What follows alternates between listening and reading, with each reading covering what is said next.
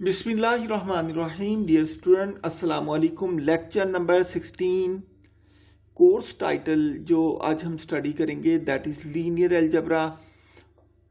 Course title है linear algebra और course code MT205। इसके टॉपिक जो आज हम स्टडी करने जा रहे हैं वो तकरीबन पिछली रिवीजन है। इसके अलावा हम लीनियर सिस्टम जो कि पिछले लेक्चर में हम नहीं कर सके थे, हम आज इसको करेंगे। तो एग्जाम्पल है, suppose that we wish to find a basis for R4 that contains the vector v1 is equal to 1, 0, 1, 0 and v2 is equal to -1, 1, -1, 0। हमने ये प्रूव करना है, हमने इसकी बेसिस फाइंड करनी है। ठीक है, तो हम जानते हैं जो R4 की नेचुरल बेसिस होंगी वो E1, E2, E3, E4 होती हैं।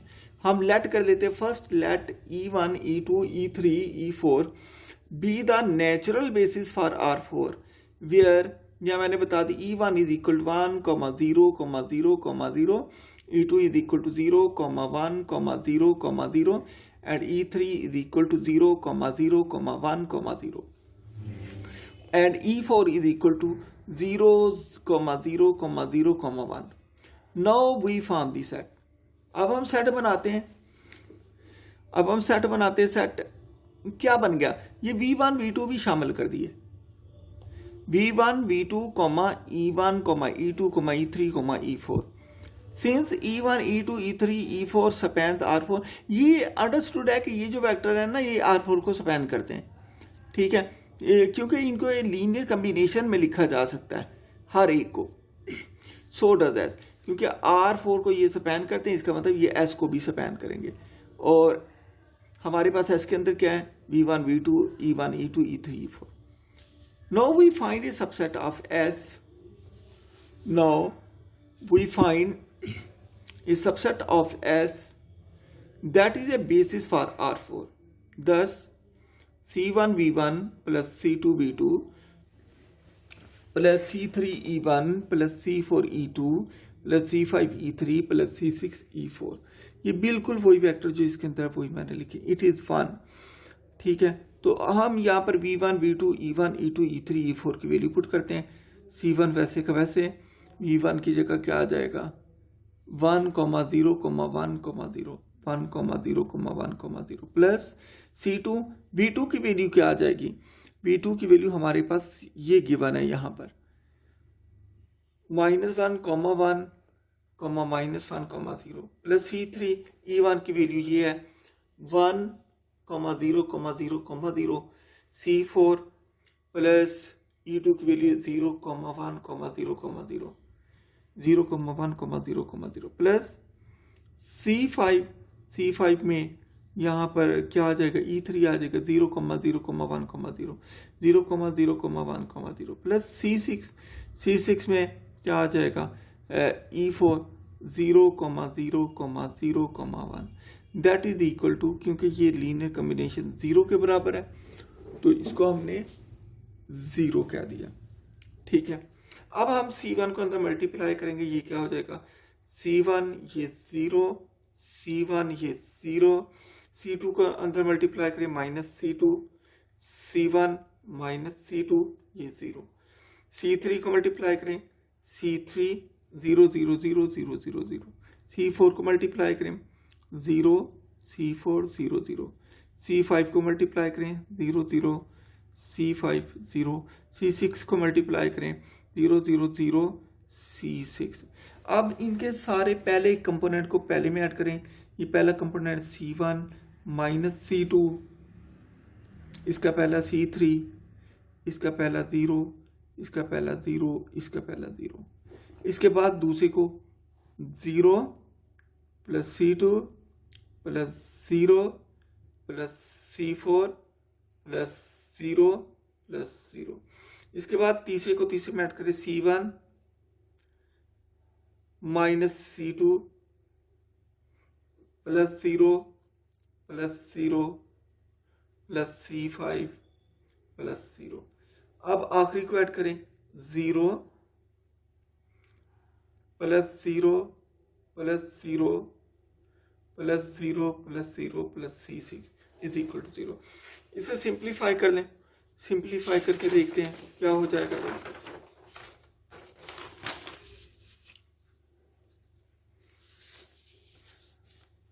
C1 minus C2 plus C3 comma minus C2 plus C4 comma C1 minus C2 plus C5 comma C6 which is equal to 0 comma 0 comma 0 comma 0। Comparing the components, इसके component को compare करते हैं। ये C1 minus C2 plus C3, ये पहला 0, ये दूसरा 0, ये तीसरा 0, ये चौथा 0। ठीक है, इसकी ऑगमेंटेड मैट्रिक्स बना लें जैसे कि हम पहले बनाते रहे हैं। ये इसका कोफिशिएंट C1 के कोफिशिएंट पहले लिखे, इसमें C1 1 है, इसमें C1 नहीं है तो 0 है, इसमें C1 1 है, इसमें C1 नहीं है तो 0 है। अब C2 के कोफिशिएंट दूसरे कॉलम में, C2 इसमें -1 है, इसमें C2 -1 है, इसमें C2 -1 है, इसमें C2 नहीं है तो 0 है। अब C3 के कंपोनेंट दिखें, कोफिशिएंट दिखें, C1 ये C3 का 1 है, इसमें C3 नहीं है तो 0 आ गया, इसमें C3 नहीं है तो 0 आ गया, इसमें C3 नहीं है तो 0 आ गया। इसके बाद C4 के लिखें, इसमें C4 नहीं है तो C4 0, इसमें C4 1 हो गया, इसमें C4 नहीं है तो 0, इसमें C4 नहीं है तो 0। अब C5 के लिखें, पहले में भी नहीं है, दूसरे में भी नहीं है तो ये 0 हो गया, C5 इसमें है, ये 1 हो गया, इसमें भी नहीं है तो 0। अब C6 के लिखें, इसमें C6 0 है, इसमें नहीं है, इसमें भी नहीं, इसमें नहीं, ये भी 0 0, इसमें है तो इसमें 1 इज इक्वल टू 0 0 0 0। ये हो गया। अब हमने इसको वही एचिलॉन फॉर्म में चेंज करेंगे, एचिलॉन फॉर्म में चेंज करेंगे, देखते हैं ये क्या हो जाएगा एचिलॉन फॉर्म में। ये हो जाएगा, यहाँ 1 चाहिए, 1 है ऑलरेडी, मैंने इसके 1 के नीचे 0 बनाना है। ये दोनों 0, ये 0 नहीं है, ये किस में है, R3 में है, तो प्रोसेस में R3 में करूँगा। ये 1 है तो ये -1 यहाँ आएगा, ये R1 में 1 बनाया तो R1 मल्टीप्लाई हो जाएगा। तो बिल्कुल वैसे जैसे हमने पिछला क्वेश्चन किया। अब हमने आगे क्या करना है, दूसरी रो के दूसरे एलिमेंट को 1 बनाना है। ये -1 है तो मैंने इसको -1 से मल्टीप्लाई कर दिया, R2 को भी और R3 को भी मैंने -1 से मल्टीप्लाई कर दिया सबको।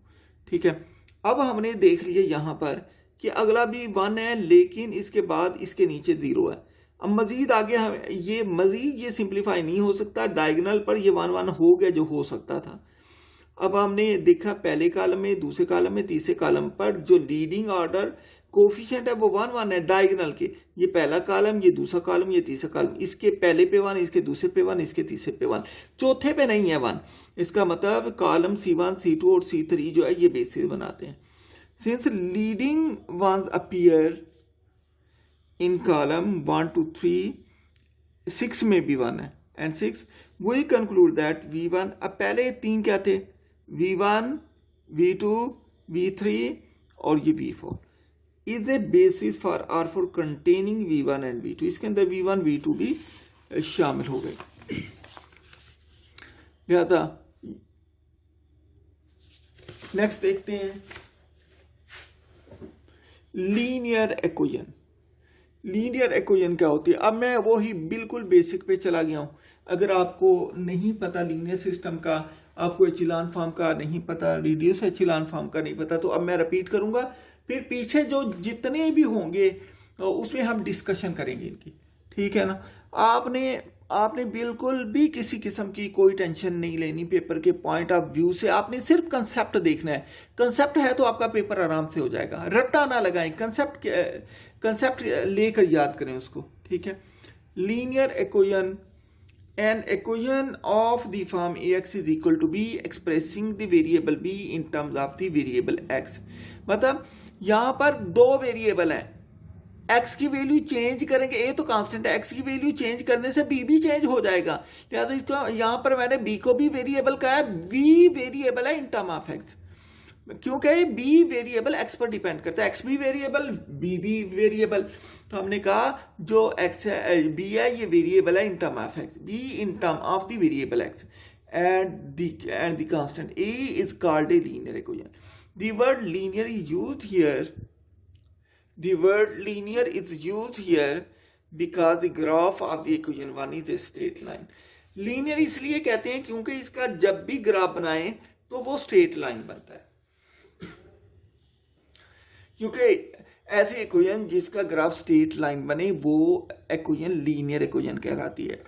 दूसरी बात, ऐसी इक्वेशन जिसमें हर वेरिएबल की पावर 1 हो जाए वो भी लीनियर इक्वेशन कहलाती है, उसका ग्राफ भी स्ट्रेट लाइन ही होता है। मैंने दोनों तरीकों से बता दिया। ऐसी इक्वेशन जिसका ग्राफ स्ट्रेट लाइन हो वो लीनियर इक्वेशन कहलाती है। अगर आपने वैसे वेरिएबल वाइज लीनियर देखना है तो आप कहें ऐसी इक्वेशन जिसमें हर वेरिएबल की पावर 1 आ जाए उसको कहते हैं लीनियर इक्वेशन। तो मैंने यहाँ पर ये कहा सिमिलरली, ये तो था एक वेरिएबल के अंदर, अगर वेरिएबल ज्यादा आ जाए तो इसे हम यूं लिख सकते हैं। अब n वेरिएबल आ गए, ये यहाँ पर x ही था, यहाँ पर n आ गए। a1 x1 plus a2 x2 plus a3 x3 plus up to so on plus an xn is equal to b, expressing b in term of the variable. अब b किन पर डिपेंड कर रहा है? x1 x2 x3 up to so on xn पर depend कर रहा है, ठीक है। x1 x2 x3 up to so on xn and the non constant a1 a2 a3 up to so on an is called a linear equation in n unknown. यहाँ पर x1 x2 ये unknowns हैं लेकिन ये variable है, लेकिन a1 a2 a3 up to so on an ये unknown है लेकिन ये कांस्टेंट है, ठीक है। अब हम लीनियर सिस्टम की बात करते हैं। लीनियर सिस्टम क्या हो सकता है? A system of m linear equation. इसके अंदर m लीनियर इक्वेशन है, देखिए एक इक्वेशन, दो इक्वेशन, तीन इक्वेशन, m इक्वेशन। इसके अंदर इक्वेशन की तादाद जो है वो m है, इसके अंदर अननोन जो है वो n है, x1 x2 x3 xn। ये हर एक में x1 x2 x3 xn, x1 x2 x3 xn, x1 x2 x3 xn। तो इसके अंदर जो इक्वेशन की तादाद है वो m है और जो अननोन की तादाद है वो xn है, जो अननोन की तादाद है वो n है। इस तरीके से हम लिखते हैं। लीनियर सिस्टम को लिखने का जो जनरल तरीकाकार है वो ये है, a11 x1 plus a12 x2 plus a13 x3 plus up to so on plus a1n xn is equal to b1, a21 x1 plus a22 x2 plus a23 x3 plus up to so on plus a2n xn is equal to b2, a31 x1 plus a32 x2 plus a33 x3 plus up to so on plus a3n xn is equal to b3 and so on am1 x1 plus am2 x2 plus am3 x3 plus up to so on plus amn xn is equal to bm। तो यहाँ पर मैंने कहा कि aij जो है ये a11 a12 इन सारे a वाले कांस्टेंट को मैं जनरली ये aij कह सकता हूँ, क्योंकि इनके मैट्रिक्स को हम aij से भी डिनोट करते हैं, ठीक है। मैंने कहा इन aij the first subscript i indicate the rows and the second script j indicate the column। मैंने कहा इसके अंदर जो पहला इंडेक्स है ये हमें रो बताता है, रो नंबर, और दूसरा इंडेक्स हमें कॉलम नंबर बताता है। हर एक के अंदर पहला इंडेक्स रो नंबर, दूसरा इंडेक्स कॉलम नंबर। देखिए ये 3 है, रो तीसरे 1 2 3, ये कॉलम है, कॉलम दूसरा 1 ये 2, ठीक है। आई जो है ये रो नंबर बताता है, जो जे है ये कॉलम नंबर बताता है, ठीक है। यही मैंने इसके अंदर बात की है। इसको मैंने मैट्रिक्स फॉर्म में लिखा है, मैट्रिक्स फॉर्म में लिख के मैंने दिखाया यहाँ पर इन मैट्रिक्स फॉर्म। मैट्रिक्स फॉर्म में जब लिखना है लीनियर सिस्टम को तो हम इस तरीके से लिखेंगे। मैंने a11 a12 a13 up to so on a1n a21 a22 a23 up to so on a2n a31 a32 a33 up to so on a3n am1 am2 am3 up to so on amn। इसको मैंने इस तरीके से लिखा और ये अननोन आ गए x1 x2 x3 up to so on xn is equal to b1 b2 b3 up to so on bm। अगर इन दोनों को मल्टीप्लाई कर दें तो आप देखेंगे ये दोबारा यही आ जाएगा लीनियर सिस्टम, दोबारा यही लीनियर सिस्टम बन जाएगा, ठीक है। तो अब मैंने क्या किया, मैंने इस मैट्रिक्स को a का नाम दे दिया, इस मैट्रिक्स को a का नाम दे दिया। और आप देखें यहाँ पर क्या है, a11 a12 a21 a22 a2n, ये क्या है, ये कोफिशिएंट है किसके, a11 कोफिशिएंट है x1 का, a12 कोफिशिएंट है x2 का, a13 कोफिशिएंट है x3 का, a1n कोफिशिएंट है xn का। सिमिलरली x1 का कोफिशिएंट a21 है। क्योंकि ये सारे एक कोफिशिएंट हैं इसलिए हम मैट्रिक्स ए को कोफिशिएंट मैट्रिक्स भी कहते हैं।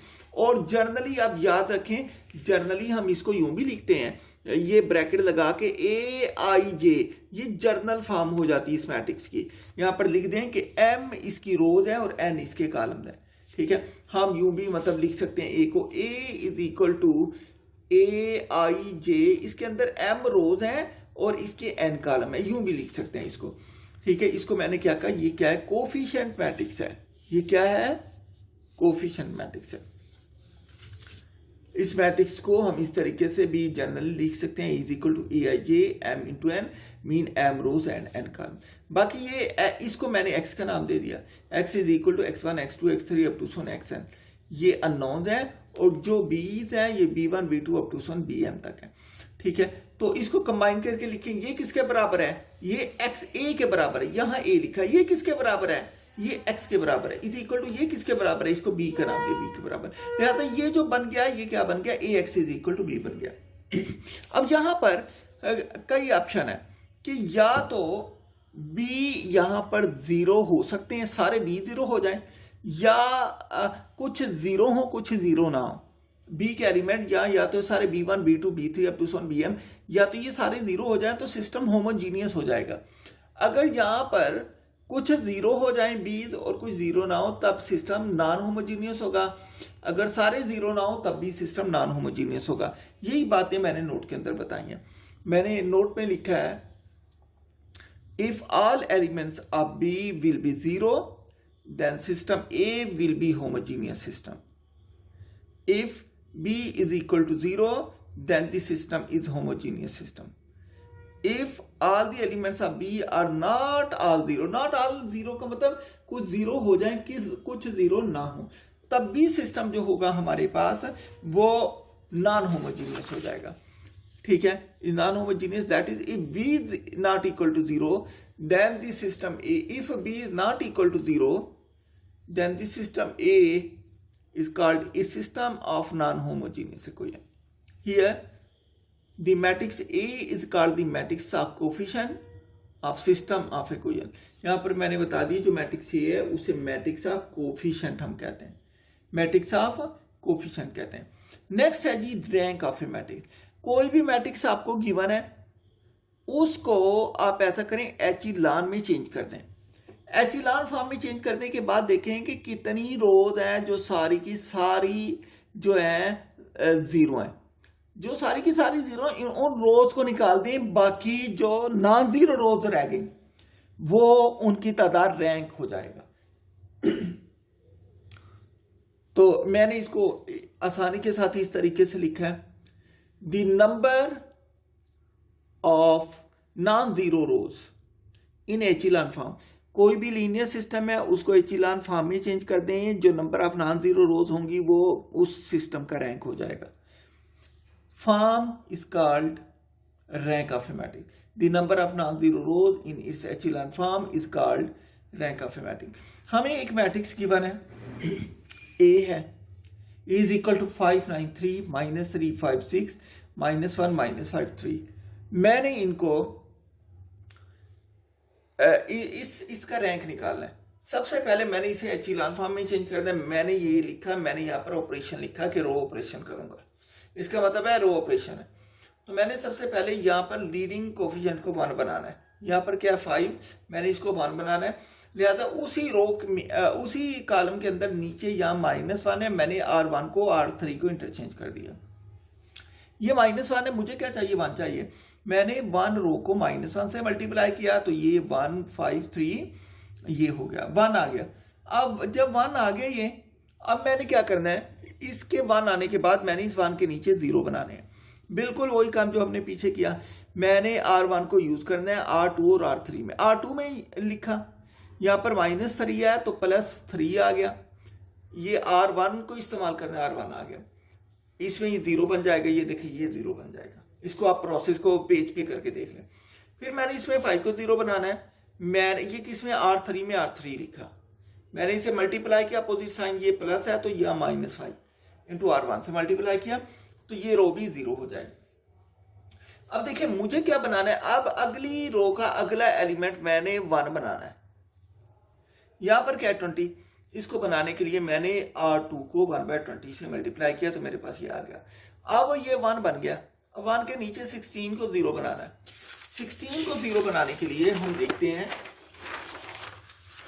कि R इंटू 15301 3/4, ये देखें ये नीचे सारी रोज 0 हो गई।